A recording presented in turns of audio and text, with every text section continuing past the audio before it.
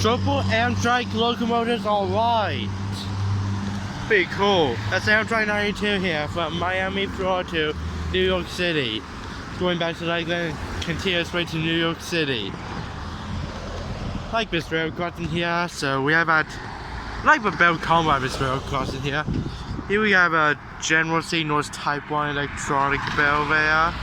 And on the other side is a WCH mechanical bell. That's the last mechanical bell in Seffner. And it still sounds healthy. And let's hope it stays there for a few more years. Yeah.